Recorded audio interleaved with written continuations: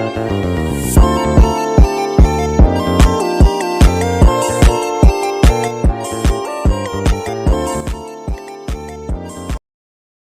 semuanya, kenalin aku Zahra Mareta Maizi dari Program Studi Manajemen Keuangan Negara. Pada kesempatan kali ini, aku akan ngejelasin tentang uji statistik untuk 2 sampel. Tunggu apa lagi? Simak yuk!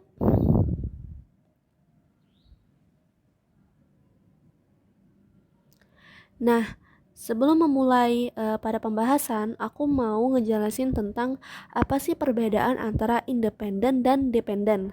Nah, kalau independen itu tuh diubah oleh peneliti. Nah, independen ini itu lebih menekankan pada sampel yang digunakan itu berbeda. Sedangkan dependen itu hasil dari pengaruh independen. Pada dependen ini itu lebih menekankan pada metodenya yang berbeda. Contohnya, di dalam kelas MKN 28 misalnya, itu ada 27 orang. Nah, dari absen 1 sampai 14 itu selama 1 bulan itu dikasih tugas terus. Sedangkan absen 15 sampai 27 itu selama 1 bulan itu dikasih kuis terus. Nah, dari hasil tersebut kita dapatkan kalau nilai yang B, yaitu yang dikasih kuis terus, itu nilainya lebih besar dibandingkan A yang dikasih tugas terus-menerus. Nah, perbedaan ini itu dinamakan dengan independen, yaitu sampel yang digunakan berbeda. Sedangkan dependen itu hasil dari pengaruh independen. Misalnya, si A mendapatkan ujian yang pertama itu 90, yang B 82, yang C 85. Nah, setelah dikasih latihan soal, dikasih penjelasan tambahan, itu nilai ujiannya meningkat dari yang 90 jadi 93, 82 jadi 89, dan 85 jadi 90. Nah, perubahan ini, hasil dari pengaruh independen ini, itu dinamakan dengan dependen, yang lebih menekankan pada metodenya yang berbeda.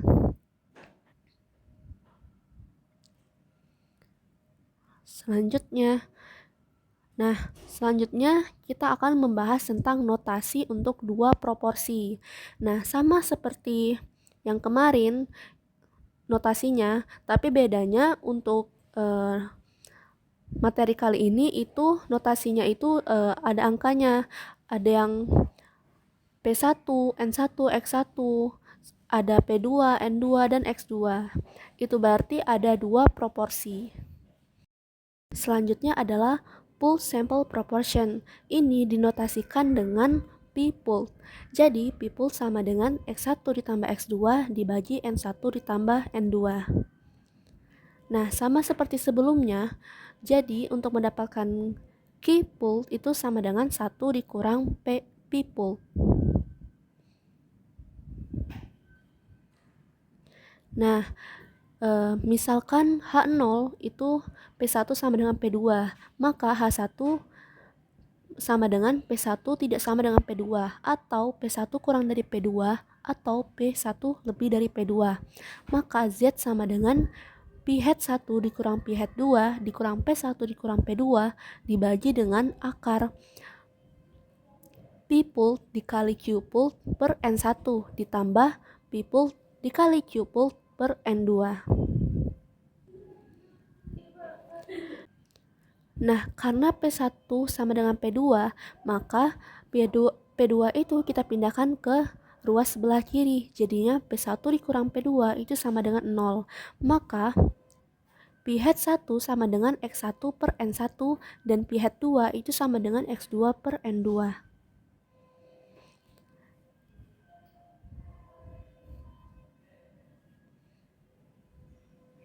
Nah, untuk confidence intervalnya, itu rumusnya adalah P1 dikurang P2 itu lebih dari P-1 dikurang P-2 dikurang E kurang dari P-1 dikurang P-2 ditambah E. Sehingga E sama dengan Z alpha per 2 dikali akar P-1 dikali Q-1 per N1 ditambah P-2 dikali Q-2 per N2. Nah, ini adalah contoh soalnya. Diketahui di sini ada airbag dan no airbag. Nah, karena di situ ada 2 sampel, maka tinggal kita masukin.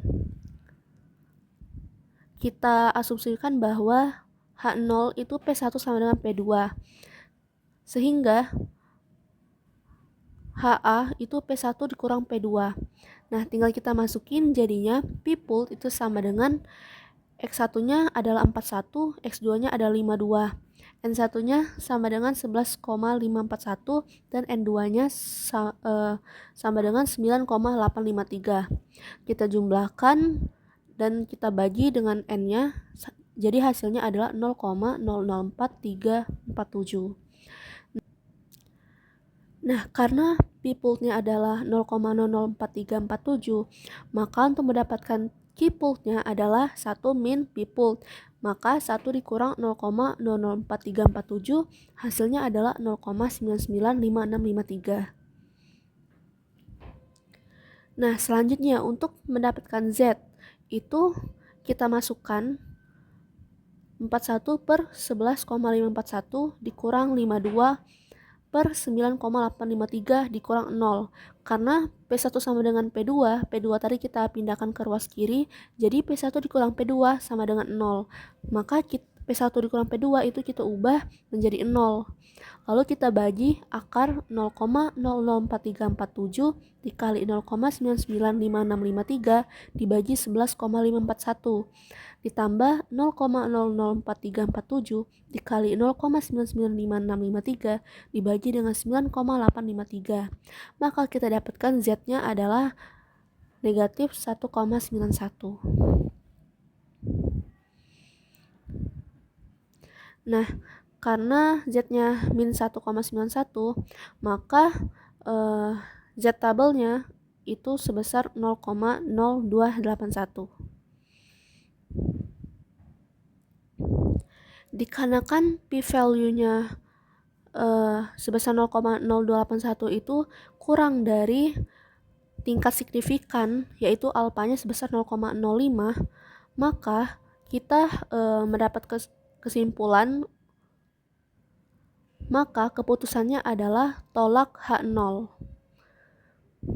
Karena kita menolak H0, kita menyimpulkan di mana terdapat cukup bukti untuk membuktikan klaim bahwa mobil dengan airbags itu lebih sedikit tingkat kecelakaannya dibandingkan mobil tanpa airbags berdasarkan hasil yang telah kita analisis sebelumnya. Nah, kalau dengan menggunakan metode tradisional itu alfanya kan 0,05. Nah, maka Z-nya itu pada tabel itu sebesar min 1,645. Nah, karena Z hitung kita tadi sebesar min 1,91 dan itu terletak di daerah critical region, maka kita dapat mendapatkan keputusan bahwa kita menolak H0 karena min 1,91 itu berada di daerah critical region.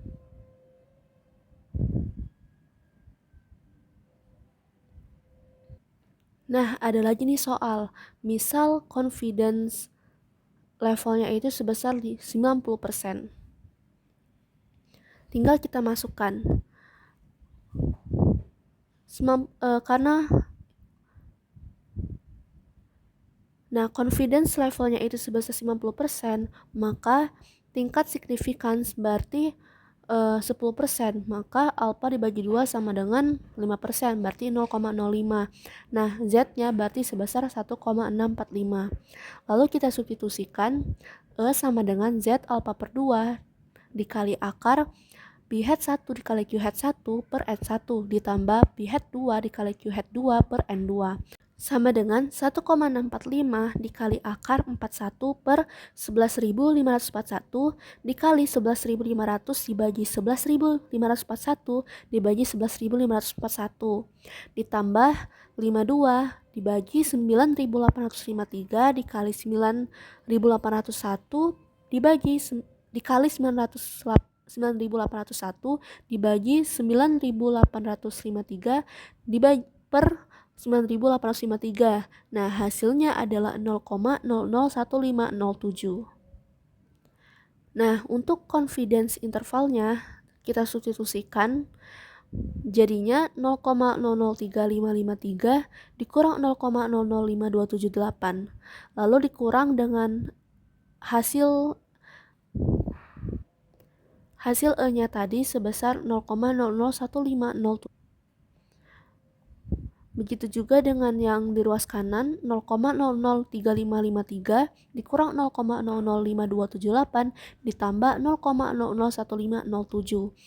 Hasilnya adalah P1 dikurang P2 itu lebih dari negatif min 0,00323 kurang dari min 0,000218. Nah, selanjutnya adalah rata-rata.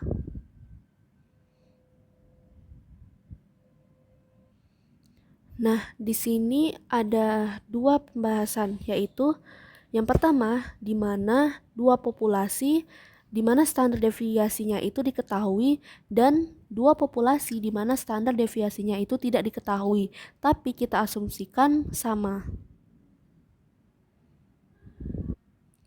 Nah, bagian pertama, independent sample di mana standar deviasi 1 dan 2 itu tidak diketahui dan diasumsikan tidak sama.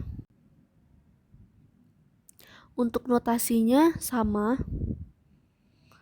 Yang membedakan adalah di sini ada 1 dan 2, rata-rata 1, standar deviasi 1, N1, begitu juga dengan standar deviasi 2, S2, N2, dan lainnya.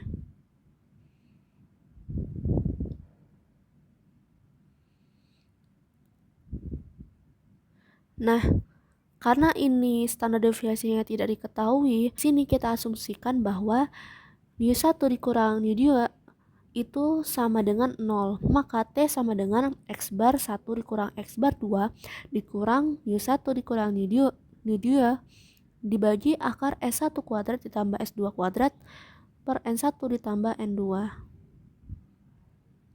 Nah, untuk degrees of freedom-nya itu N1 dan N2 itu masing-masing dikurangkan 1. Nah, di sini kita pilih yang terkecil. Untuk confidence intervalnya yaitu mu1 dikurang mu2 itu lebih dari X bar 1 dikurang X bar 2 dikurang E. Kurang dari X bar 1 dikurang X bar 2 ditambah E. Nah, sehingga E sama dengan T alpha per 2 dikali akar S1 kuadrat per N1 ditambah S2 kuadrat per N2. Nah, berikut adalah contoh soalnya. Nah, di sini H0 itu mu1 sama dengan mu2. Maka H1 atau HA-nya itu mu1 tidak sama dengan mu2. Nah, karena mu1 sama dengan mu2 itu mu2-nya kita pindahkan ke ruas kiri. Hasilnya maka sama dengan 0. Nah, lalu kita masukkan T sama dengan X bar 1 itu sebesar 15.668,5, X bar 2-nya sebesar 16.215.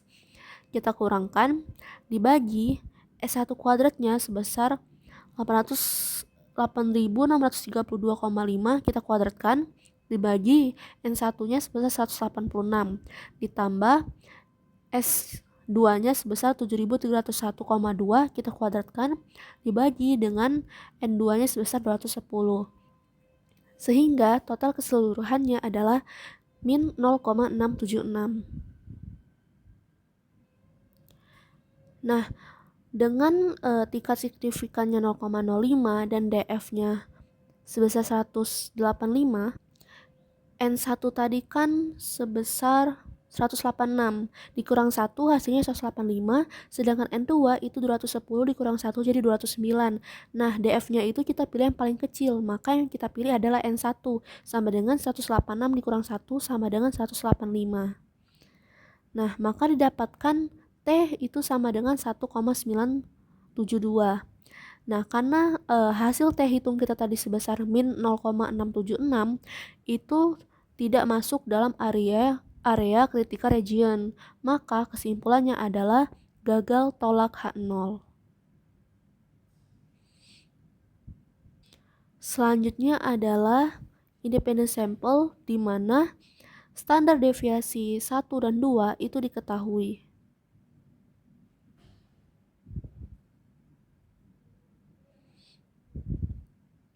Nah, rumusnya adalah Z sama dengan X bar 1 dikurang X bar 2 dikurang nu 1 dikurang nu 2 per akar sigma 1 kuadrat per N1 ditambah sigma 2 kuadrat per N2. Itu adalah rumus untuk sigma 1 dan 2, standar deviasi 1 dan 2 itu diketahui. Nah, untuk confidence intervalnya itu rumusnya adalah nu 1 dikurang nu 2 lebih dari X bar 1 dikurang X bar 2 dikurang kurang dari X bar 1 dikurang X bar 2 ditambah di mana sama dengan Z alpha per 2 dikali akar sigma 1 kuadrat per N1 ditambah sigma 2 kuadrat per N2.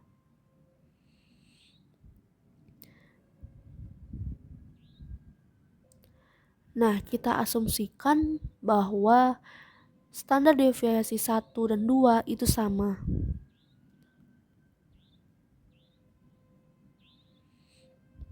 Nah, rumusnya adalah T sama dengan X bar 1 dikurang X bar 2 dikurang nu 1 dikurang nu 2 per akar S.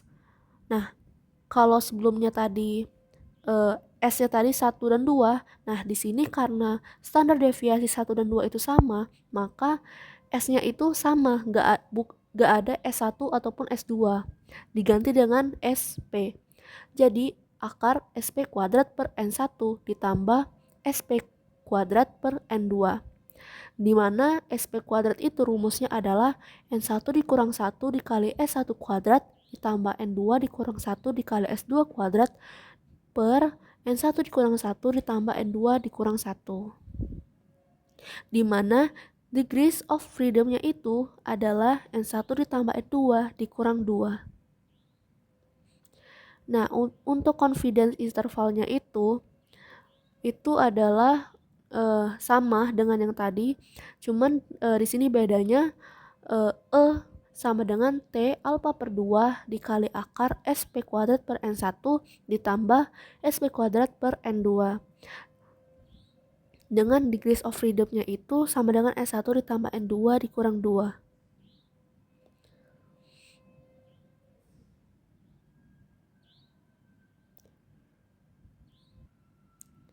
Nah, sekarang adalah dependent sample. Kalau tadi independent, maka sekarang kita akan membahas bagian dependent sample. Untuk notasinya ada D, ada nu D, ada D pool, dan SD.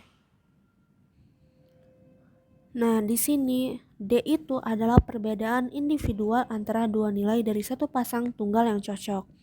Nu D itu untuk rata-rata populasinya, D pool itu adalah rata-rata dari sampelnya, SD itu adalah standar deviasi dari sampelnya, dan N adalah jumlah dari datanya. Nah, maka rumusnya adalah T sama dengan D pool dikurang nu D per SD dibagi akar N, di mana degrees of freedom-nya sama dengan N dikurang 1.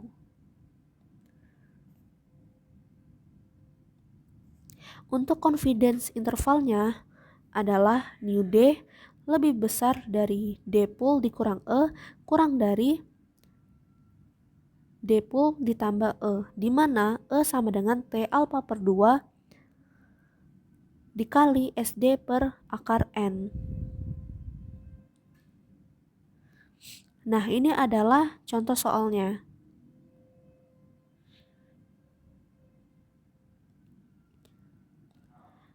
Klaimnya adalah new D sama dengan 0. Maka H1-nya itu adalah new D tidak sama dengan 0 dengan tingkat signifikan sebesar 0,05. Maka kita masukkan datanya tadi kan min 1, min 1, 4, min 2, 1. Nah, itu kita jumlahkan semuanya. Min 1 ditambah min 1 ditambah 4 ditambah min 2 ditambah 1. Hasilnya adalah 1 dibagi dengan jumlah seluruh data, yaitu 5. Jadi 1 dibagi 5 sama dengan 0,2. Jadi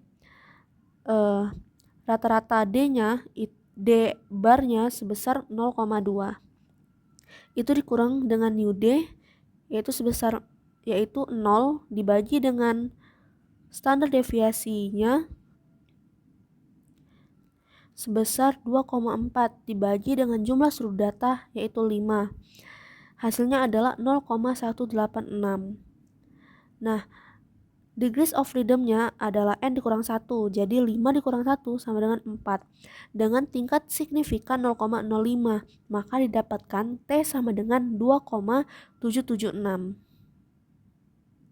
Karena T hitung kita adalah 0,186 dan T kritisnya adalah 2,776, maka T hitung kita itu tidak terletak dalam critical region. Maka kesimpulannya adalah gagal tolak H0.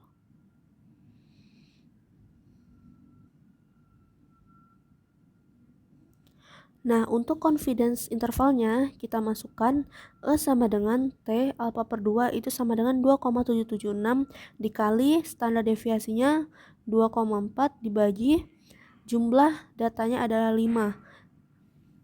Jadi per akar 5. Jadi hasil seluruhnya adalah 3. Nah, kita masukkan jadi new D itu lebih dari D barnya adalah 0,2. Kita kurangkan dengan E-nya 3. Dan new D itu kurang dari 0,2 ditambah 3. Hasilnya new D lebih dari min 2,8 dan kurang dari 3,2.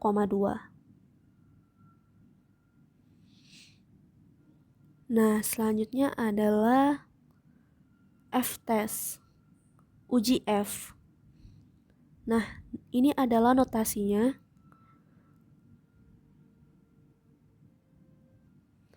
Ada S1, S2, N1, N2, sigma 1 kuadrat dan sigma 2 kuadrat. Nah, untuk S1 kuadrat dan S2 kuadrat itu nilai S1 kuadrat itu harus lebih besar dari S2 kuadrat.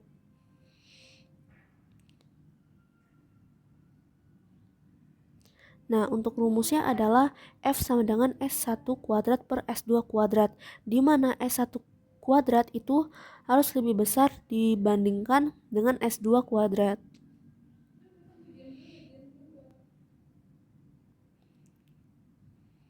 Untuk N1-nya dikurang 1, gitu juga dengan N2 dikurang 1. Nah, F ini itu independen, tidak bisa negatif, dan tidak simetris.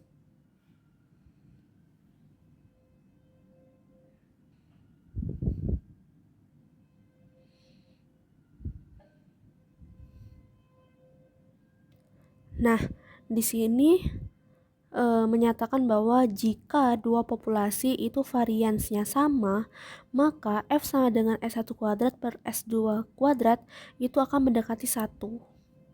Nah, jika dua populasi itu variansnya berbeda, maka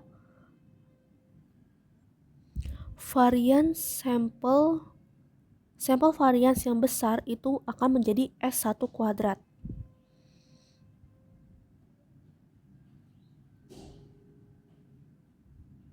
Nah, ini adalah contoh soalnya. H0 itu sigma 1 kuadrat sama dengan sigma 2 kuadrat. Maka H1-nya sigma 1 kuadrat itu tidak sama dengan sigma 2 kuadrat.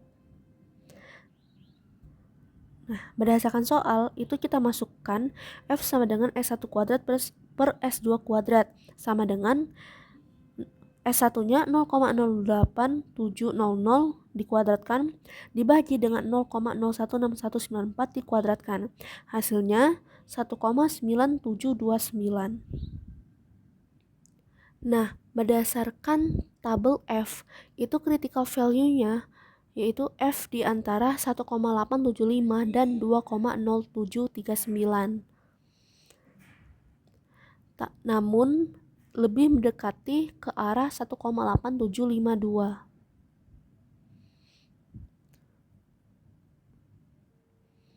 Nah, karena F hitung itu tidak berada di area critical region, maka kesimpulannya adalah gagal tolak H0.